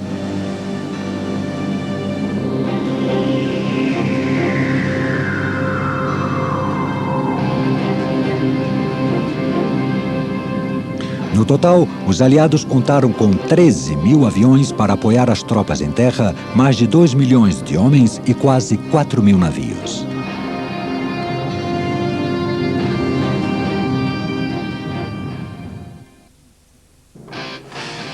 O poderoso Typhoon demonstrou ser, em combate, o melhor caça-bombardeiro britânico da Segunda Guerra Mundial. Com seu pesado armamento de 4 canhões de 20 milímetros, seus foguetes e suas bombas, o Typhoon foi um dos aviões antitanque mais mortíferos da guerra. Seu desenvolvimento inicial foi marcado por uma série de problemas. Apesar disso, tinha um fabuloso rendimento a baixa altitude. Quando entrou em serviço, era o único caça suficientemente rápido para alcançar o novo FW-190. Em combate, o Typhoon foi utilizado como um tipo de artilharia aéreo transportada de grande poder, precisão e mobilidade. O efeito destrutivo de seus 8 projéteis de foguete era equivalente ao disparo de um míssil de cruzeiro. Na Normandia, os Typhoon totalmente armados realizavam patrulhas sobrevoando o campo de batalha. Os pilotos estavam em contato permanente com controladores de caças especializados em terra. Travando o combate com o inimigo ou em uma posição de artilharia, o controlador identificava o alvo e convocava os Typhoon para atacá-lo. O imortal Spitfire foi o principal caça da Grã-Bretanha durante a Segunda Guerra Mundial. Desde então, o Spitfire vem sendo aperfeiçoado. No início de 1943, os primeiros MK-12 de motor Griffon se uniram ao Spitfire de motor Merlin. No desembarque da Normandia, o versátil Spitfire desempenhou, entre muitas outras missões, a função de interceptor de caça-bombardeiro e de avião de reconhecimento. Durante a campanha estratégica de bombardeiros diurnos sobre a Alemanha, a Força Aérea do Exército Americano escolheu 3 caças para escoltar seus pesados bombardeiros. Estes eram o P-38 Lightning, o P-47 Thunderbolt e o P-51 Mustang. Todos tinham um excelente rendimento para cobrir longas distâncias e, portanto, podiam escoltar os bombardeiros até o coração do Reich. Quando os caças alemães chegavam para atacá-los, os caças aliados abatiam os Messerschmitt e Focke-Wulf 1A1. O desenrolar da guerra permitiu uma ampla utilização dos bombardeiros. Os caças de escolta foram então liberados da sua função defensiva, permitindo seu deslocamento para o norte da Europa. Ao passar a ter essas novas funções, seus ataques mortíferos destruíram todas as instalações alemãs que podiam encontrar pela frente. E quando não destruíam estes alvos, atacavam a Luftwaffe dentro da própria Alemanha. O P-38 Lightning de dupla cauda foi apelidado Forked Tail Devil, diabo de rabo bifurcado. Durante uma única missão de destruição de trens a 130 quilômetros a oeste de Berlim, 42 Lightning do 20º Grupo de Caças destruíram 18 locomotivas alemãs, 50 vagões de trem e também 16 caças Bf-109. O P-47 foi apelidado Jug, de Juggernaut, o gigante destruidor, por seu enorme tamanho. Armado com 6 metralhadoras para o combate aéreo, podia levar também 2 bombas de 400 quilos. No seu papel de ataque à superfície, o P-47 se destacou como destruidor de tanques. Os alvos, como os aviões na terra, os trens e os caminhões, podiam ser destruídos com o fogo das metralhadoras. Porém, as estruturas como os edifícios ou as pontes tinham de ser bombardeados. Novas técnicas foram introduzidas no P-47 para fazer com que as bombas atingissem seus alvos. Os pilotos descobriram que o lançamento de bombas a 5.000 metros de altitude era muito mais eficaz para a destruição de pontes e de alvos semelhantes.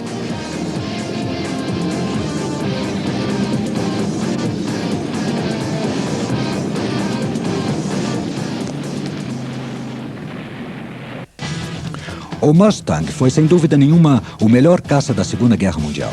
Devido ao seu longo alcance e à sua excelente capacidade de manobra, o Mustang era o caça ideal para a escolta aérea.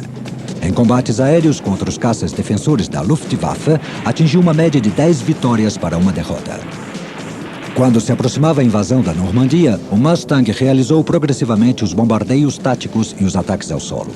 Porém, o mortífero poder deste caça não era uma exclusividade norte-americana.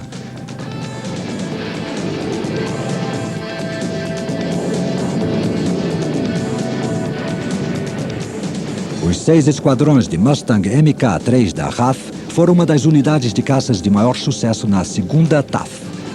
Nas batalhas aéreas de curta distância, eles abateram muitos Bf-109G e FW-190 no departamento de Dreux, Saint-André e Évreux.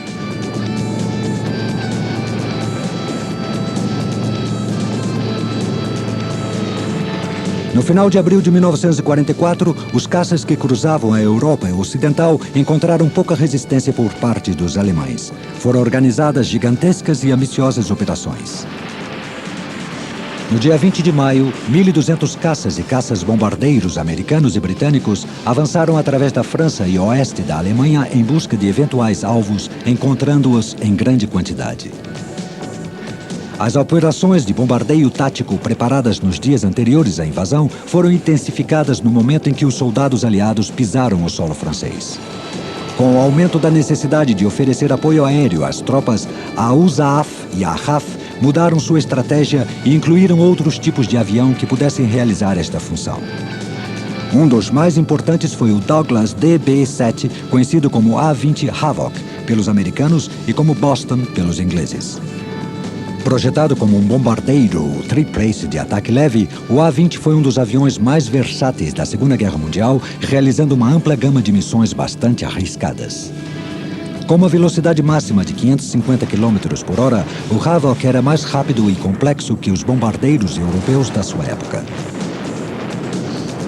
Foi utilizado principalmente como bombardeiro leve e médio para ataques a alvos fixos, como bases aéreas, pistas de aterrissagem, estradas, redes ferroviárias e pontes. O A-20 obteve resultados que não foram superados por nenhum outro avião.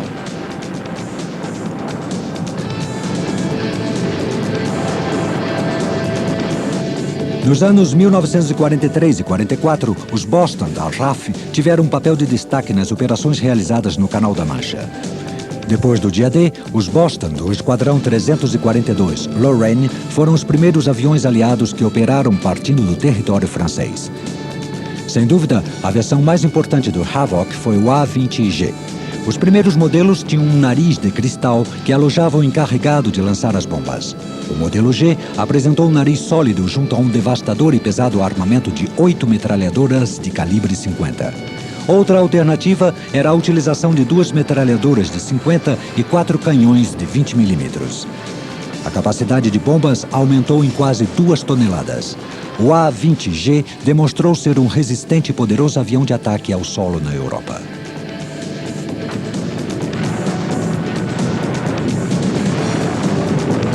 Como o Havoc, o Douglas Invader era eficaz bombardeiro médio-ligeiro triplace da USAAF. O A-26, como o Havoc, tinha também um arsenal significativo, mas era muito mais rápido. Além de transportar uma carga de 2 toneladas em bombas, o A-26 tinha 6 metralhadoras no nariz e 4 nas 2 torretas, podendo levar ainda 8 metralhadoras em estruturas debaixo das asas.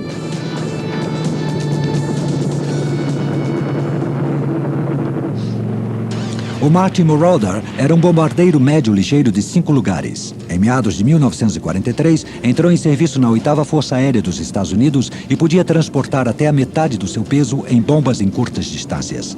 A eficiência do B-26 teve um alto custo.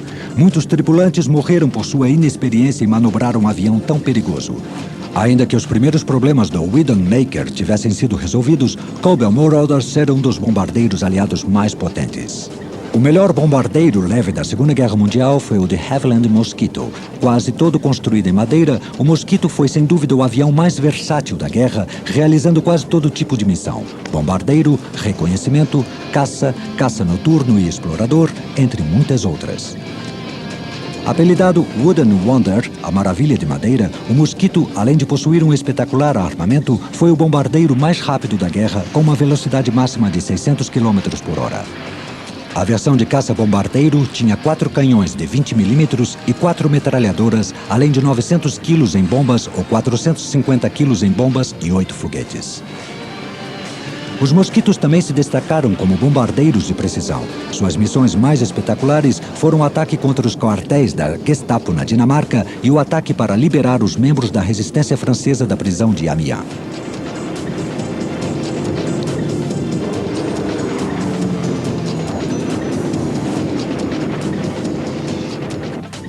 A maior força de assalto aerotransportada da história foi utilizada no desembarque da Normandia. As tropas atingiram a terra de 2 maneiras, com paraquedas e com planadores. A partir de centenas de aviões de transporte Douglas C-47 Skytrain em Dakota, milhares de paraquedistas atacaram de surpresa as posições alemães.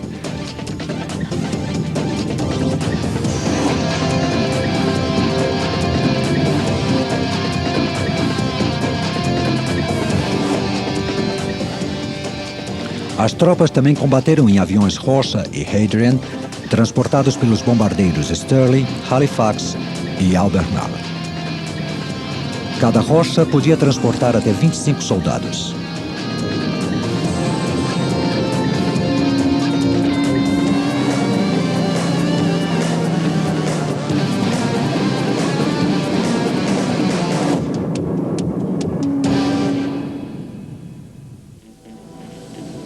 O poder aéreo da Luftwaffe era um grande desafio para os caças e bombardeiros aliados.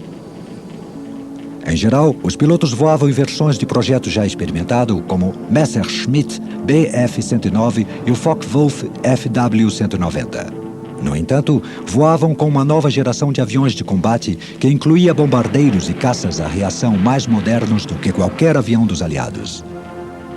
Entre estes, destacava-se o Messerschmitt Me-262, o primeiro avião de combate à reação a entrar em serviço, e o bombardeiro arado AR-234. Mas existiam poucos exemplares desses aviões, cuja entrada em ação chegou um pouco tarde, causando pouco impacto na guerra.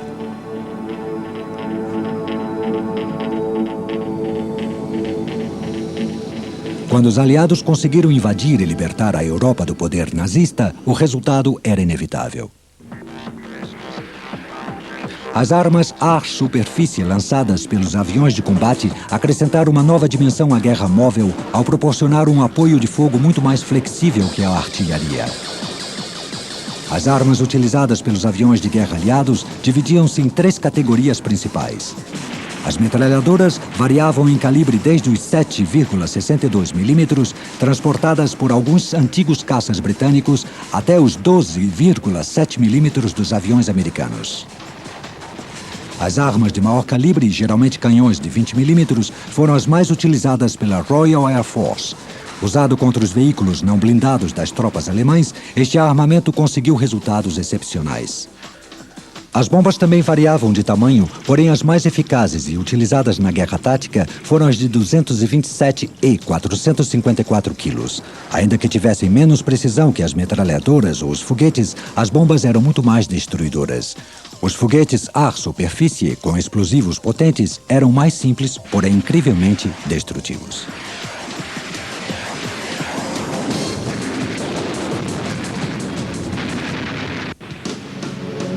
Antes da invasão, os aliados traçaram planos bastante elaborados para ocultar dos alemães a localização efetiva da zona de assalto do dia D. Os bombardeiros aliados foram usados para que os alemães acreditassem que a invasão seria feita em algum outro lugar. Para cada incursão realizada na Normandia, foram realizadas 2 em Pas-de-Calais.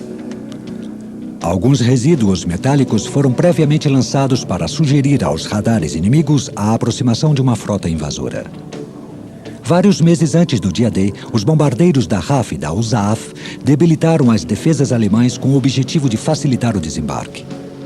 E quando as tropas efetuaram a invasão, os aliados já tinham o domínio quase total do ar. As operações aéreas se dividiram em 3 fases. A primeira consistia em destruir os pontos vitais do sistema francês de rodovias e de estradas de ferro, isolando as forças alemãs que se encontravam na Normandia. Uma vez fosse iniciada a invasão, a chegada de reforços seria praticamente impossível. Ao mesmo tempo, os caças-bombardeiros aliados e os bombardeiros ligeiros da 2ª Força Aérea Tática bombardearam os alvos alemães ao longo da costa francesa do Canal da Mancha. Atacaram as bases de navios, estações de radar, campos de aviação e baterias de artilharias na costa. A segunda fase era de proteger a cabeça de praia e dar às forças aliadas um ponto de apoio na Normandia. Quando isso fosse conseguido, a terceira fase seria a utilização do poder aéreo aliado como apoio na libertação da Normandia e no ataque ao norte da Europa.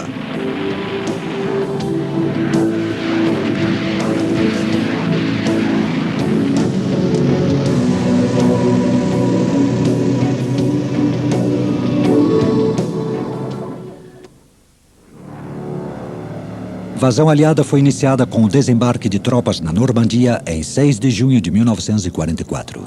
Os alvos da enorme frota invasora eram 4 praias com os nomes em código de Goat, Juno, Sword e Omaha. Na madrugada do dia D, o comando dos bombardeiros da 8ª Força Aérea Norte-Americana entrou em ação. 1.000 bombardeiros pesados B-17 e B-24 lançaram 3.000 toneladas de bombas de grande poder destrutivo sobre as praias. Depois do amanhecer, os primeiros soldados aliados desembarcaram na costa. Tinha início a libertação europeia.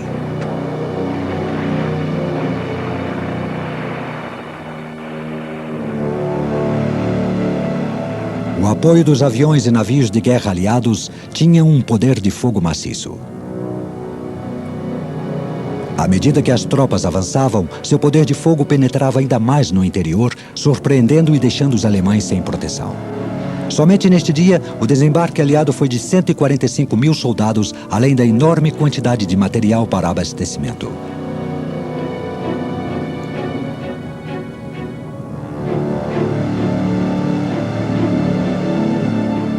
O apoio ao desembarque era proporcionado pelos ataques aéreos das forças aliadas aerotransportadas.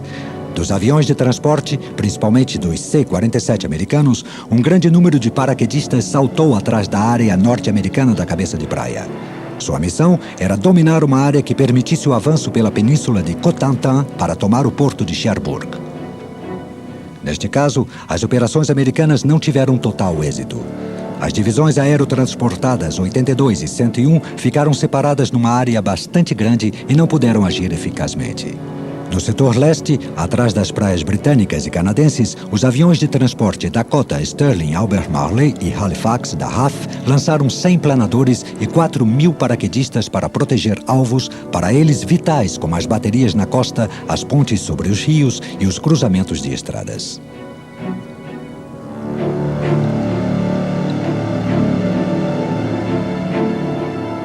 Durante o primeiro dia, o desembarque de homens e de carros aumentava consideravelmente. Enquanto isso, os caças protetores das forças aliadas controlavam os aviões da Luftwaffe.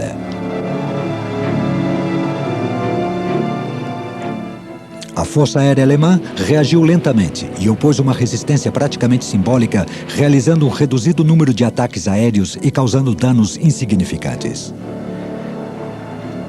Durante os 4 dias posteriores ao dia D, os aliados se conformaram em concretizar sua cabeça de praia. Ao mesmo tempo, os caças bombardeiros de apoio tático sobrevoavam o norte da França e atacavam os trens e os comboios de caminhões que tentavam levar reforços aos alemães na zona de guerra. Em Em 10 dias, mais de 500 mil de homens desembarcou nas praias da Normandia. A fase inicial do ataque terminou com a chegada de reforços para a 6ª Divisão Aerotransportada Britânica.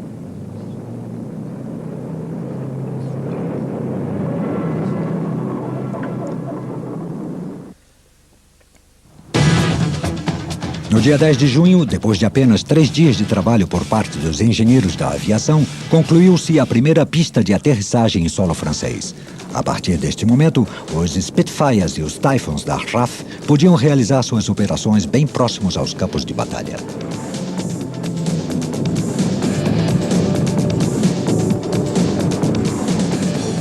Os Typhoons, com seus foguetes, eram particularmente mortíferos e apoiaram os aliados na tentativa de avanço a partir da Normandia. Os bombardeiros ligeiros também foram muito eficazes em evitar a chegada dos reforços alemães.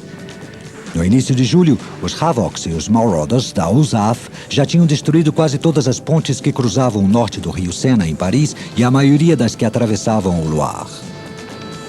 Quando os alemães tentavam repará-las, os bombardeiros aliados voltavam com toda a carga.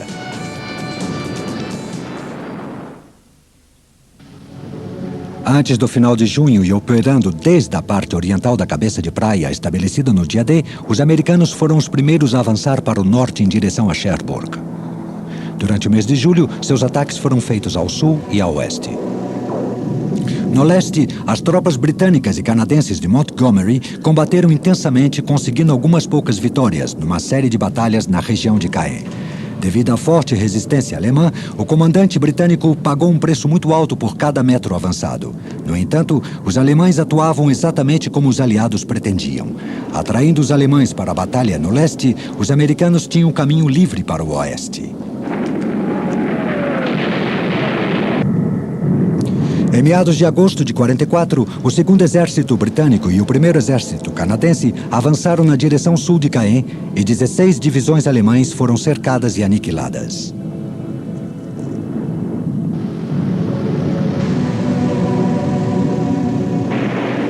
O 3º Exército dos Estados Unidos, comandado pelo general Patton, avançou em direção a Saint-Louis, atacando pela península de Cotentin para tomar Avranches e capturar os portos da Bretanha. No dia 8 de agosto, chegou a Le Mans e dominou os alemães na Normandia. A reação alemã fracassou, mas o pior ainda estava por vir. Os aviões aliados realizavam saídas durante as 24 horas do dia, atacando com os seus foguetes tudo que se movia pelas estreitas estradas normandas. Era o momento de retroceder ou já seria muito tarde para os alemães? Falaise foi o lugar onde o poder aéreo determinou a libertação da França. Perseguidos ao norte pelo 1º Exército Canadense e pelo 2º Britânico, e ao sul pelo 1º e 3º Exército dos Estados Unidos, o que sobrou das 9 divisões Panzer e das 7 divisões de infantaria alemães foi totalmente encurralado.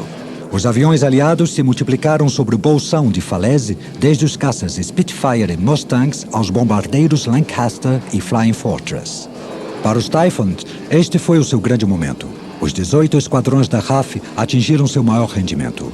Operando das bases no sul da Inglaterra e da cabeça de praia na Normandia, os Typhoons atacaram todas as vias de escape dos alemães. Lançaram salvas de foguetes sobre os blindados que se aglomeravam no bosque da Normandia e usaram os canhões para atingir os soldados alemães que buscavam refúgio.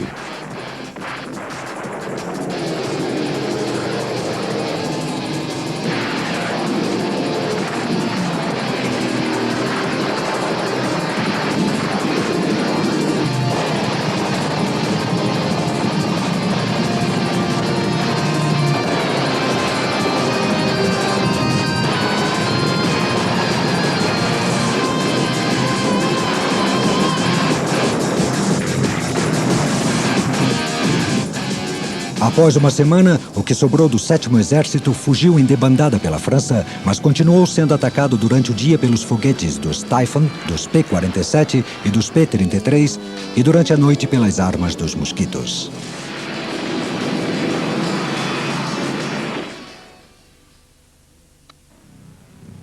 Devido à má sorte e à falta de coordenação dos aliados, o desfiladeiro de Falaise não estava completamente fechado. Ainda que 40.000 homens remanescentes de um grupo Panzer e de 2 divisões alemãs tivessem fugido, não seriam, então, mais que refugiados. Além dos seus companheiros, feitos prisioneiros de guerra, eles deixaram para trás todo o seu equipamento destruído e queimado. Em meados de agosto de 44, as forças alemãs ao sul de Caen foram completamente destruídas. Na última semana de agosto, o avanço dos exércitos canadense, britânico e americano eliminaram a resistência organizada no norte da França. Em 25 de agosto, Paris foi libertada. Os britânicos chegaram a Bruxelas em 3 de setembro e a Ambert no dia seguinte. O terceiro exército dos Estados Unidos chegou a Verdun no dia 1º de setembro.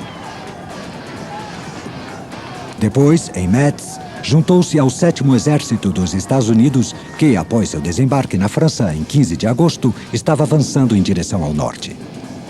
Nesta grande investida, as forças aéreas aliadas estavam constantemente em ação, enquanto seus companheiros em terra se esforçavam para construir novas pistas de aterrissagem provisórias e seguir de perto o avanço das tropas.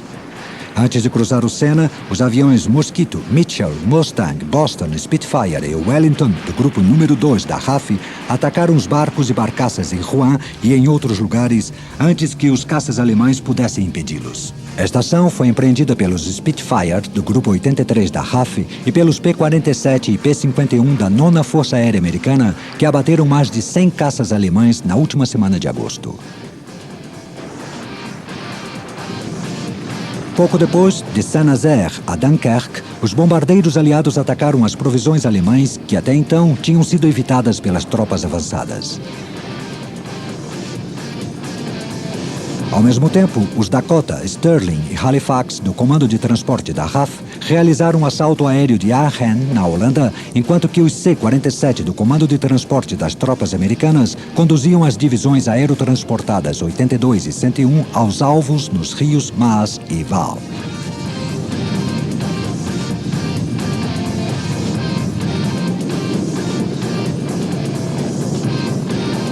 Infelizmente, a RAF não dispunha de meios suficientes para levar toda a 1ª Divisão Aerotransportada Britânica e a Brigada Paraquedista Polonesa numa única viagem.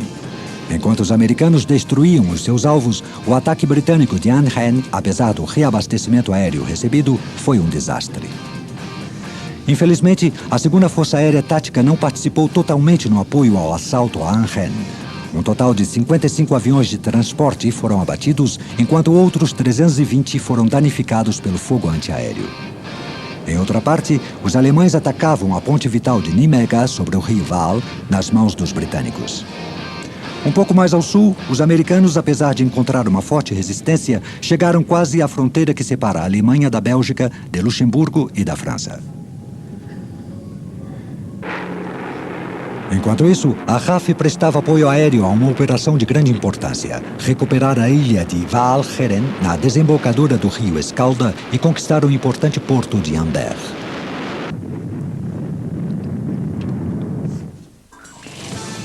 Em novembro de 1944, 5 meses depois da invasão, os aviões Invaders se uniram aos Havoc.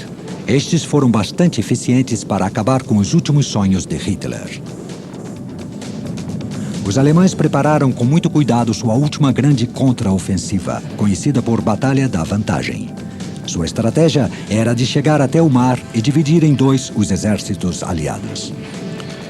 No dia 16 de dezembro, o 5º e o 6º Grupos Panzer do Marechal de Campo von Rundstedt atacaram a região do Bosque de Ardennes ao sul da Bélgica. Ajudados pelo mau tempo e pelo fator surpresa, o contra-ataque alemão abriu caminho entre o 7º e o 9º Exército dos Estados Unidos. Em uma semana, o avanço foi de 96 quilômetros. O mau tempo impediu uma ação aérea a grande escala, mas finalmente os americanos conseguiram contra-atacar e acabar com a ofensiva alemã. Entre os aviões inimigos estavam algumas das novas versões de bombardeiros com reatores ME-262. O mau tempo, que tinha dificultado as operações aéreas dos aliados durante o ataque de Ardennes, pouco a pouco foi melhorando nos últimos dias de 1944. A ofensiva aliada foi retomada pela 2ª Força Aérea Tática. Entre os aviões que tomaram parte na ação estavam os Hawks da 9ª Força Aérea, que aniquilaram os Panzers alemães. Decolando dos campos de aviação improvisados na França, em 5 dias, no Natal de 44, os aliados lançaram quase 2.000 bombas sobre os tanques. Os alemães, no entanto, ainda reservavam uma grande surpresa para os aliados. Sem que os serviços de inteligência britânicos e americanos suspeitassem, a Luftwaffe levava várias semanas preparando uma operação de grande vulto contra as bases aéreas da RAF e da aviação do exército americano no norte da Europa. Procedentes de todo o Reich, foram utilizados 800 caças e caças-bombardeiros de todos os tipos. O ataque, conhecido em código por Operação Bodenplatte, foi lançado no amanhecer do Ano Novo de 1945. Os alvos dos aviões da Luftwaffe eram as importantes bases aéreas aliadas na Holanda e na Bélgica. A surpresa foi quase total, pois os ataques começaram às 9 horas da manhã. Os prejuízos causados foram enormes e cerca de 500 aviões aliados foram destruídos ou inutilizados. Quando as defesas se recuperaram do choque recebido, mais de 300 aviões alemães foram derrubados quando retornavam para a Alemanha. Enquanto os aliados eram capazes de, em poucos dias, substituir as suas perdas, relativamente poucos dos seus aviões tinham sido destruídos, as perdas alemãs, incluindo 230 aviões, representavam um verdadeiro desastre. O tempo passou muito rápido para o Terceiro Reich. Os aviões táticos de apoio pressionaram as tropas terrestres alemães, enquanto os aliados continuavam o seu avanço pelo norte da Europa.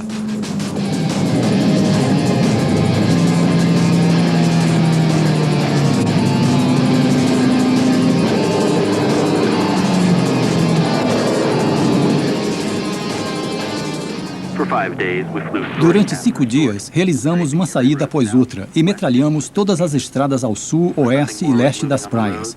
Mesmo quando nada se movia, disparávamos nos 2 lados das estradas, onde sabíamos que os alemães estavam refugiados e esperavam pelo anoitecer para sair. Quando viam surgir os caças aliados, os alemães abandonavam seus carros e buscavam abrigo em qualquer lugar que perto das estradas oferecesse proteção. Disparavam-nos com seus fuzis e metralhadoras ligeiras. Com frequência, voávamos entre uma nuvem de munições de armas com pequeno poder de fogo.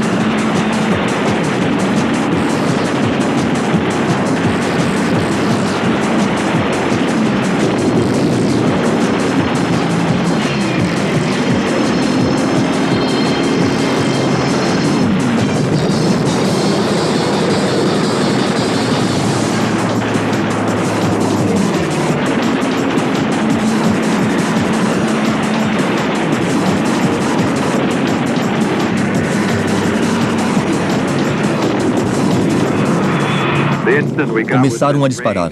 Era um fogo aéreo rápido e pesado, intenso e preciso. A única ação evasiva que nos restava era a de zigue-zaguear constantemente, o que os obrigava a mover suas armas. Depois que lancei as bombas, fiz um mergulho e me dirigi ao solo o mais rápido que pude, movimentando-me bruscamente para tentar escapar dos seus projéteis. Apenas quando nos afastamos foi que percebemos que tínhamos atingido o alvo. Mas estávamos muito ocupados para comemorar. Nosso avião parecia uma peneira.